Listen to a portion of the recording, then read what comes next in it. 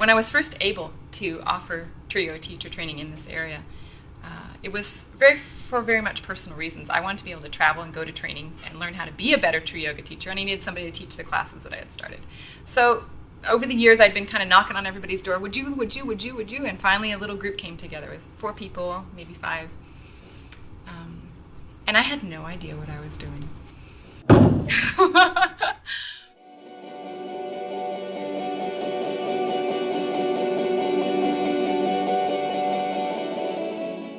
I remember thinking it was wonderful to have someone teach me how to relax, because for so many years you're just in high gear raising kids and working, and that it was okay to take time to just relax and breathe.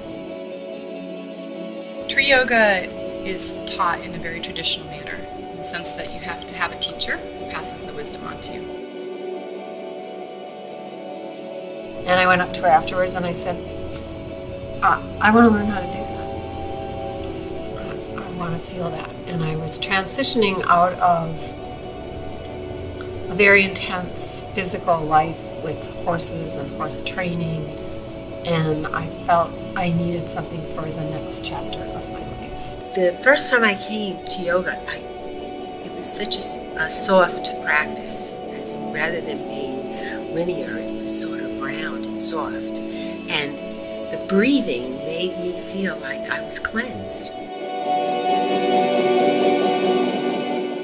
I think what TriYoga does is meets people where they are. So no matter where people are coming in, whatever entry point draws them, whatever excites them, whether it's because they're feeling like there's a physical issue they need to address, or a disease that's been diagnosed and there's worry, or there's a situation in life that's causing anxiety, or there's a questing heart that's looking for more. I feel like TriYoga practice allows all that to be the entry point, and from that entry point blossoms into however much a student wants to expand it into, in terms of knowledge, in terms of the way to be, in terms of the way to live. Before I started the practice, my body was tight, and it moved and it functioned, but it didn't feel very full.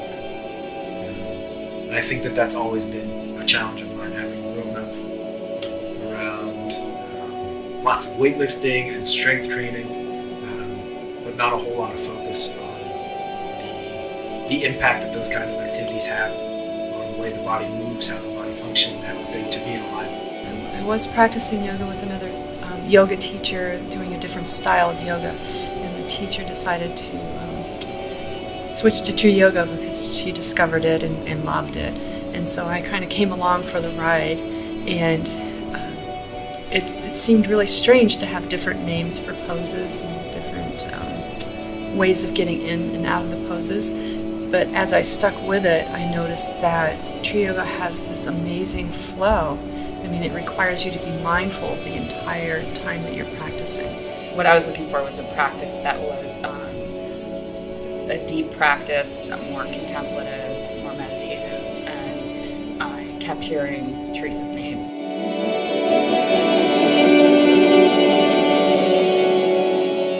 We teach students all the time to be paying attention to what they're experiencing when the circumstance is controlled. So there you are lying on the mat, you're in a room with people who are breathing and relaxing and chose to be in that place. So you learn what it feels like. You meet the sensation of relaxation. So then you know that you love it. And then you walk out into the world and deal with places that are a little more challenging, or people who are there to be your teachers, and you know how to hold that space.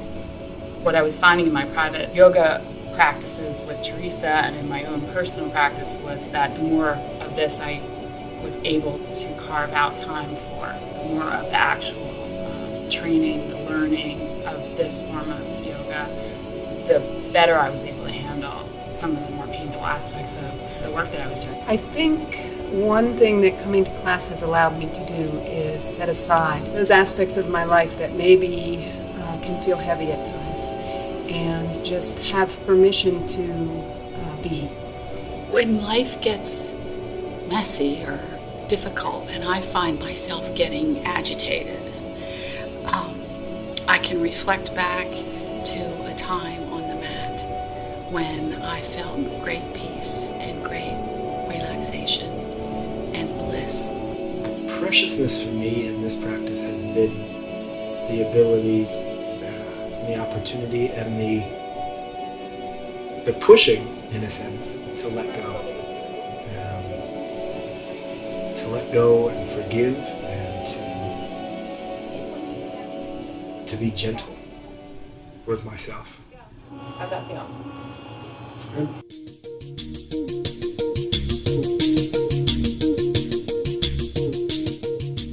Many of the teachers who sign up for our teacher training program have no desire or intention to become a teacher. But it's a natural progression when something has moved you so deeply to want to share it. The deeper I go into yoga, the kinder I am to myself. Everything you learn in class, it transfers outside of class. So I don't struggle as much with other issues either. I'm just a little more patient with myself. It makes me feel special to have something that's really just for me.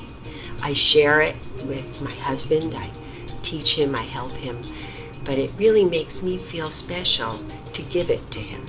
And I really don't have a lot of ambition towards, doing a business, getting a studio going, that sort of thing.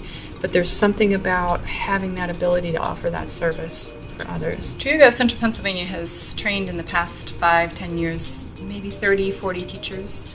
Not all those people are actively teaching in their communities in a structured form that says sort of, I have my plaque out and I teach class on this evening.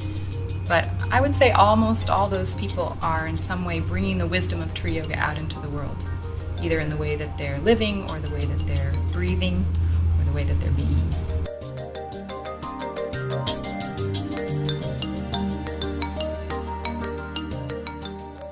The edge for me these days has become how to lead and foster community among the people that I am so grateful to get to spend life with, and how to grow this community, this presence, this nonprofit organization into something that allows more people to touch the wisdom of TriYoga, experience the breath, experience the relaxation, and come to know themselves more fully.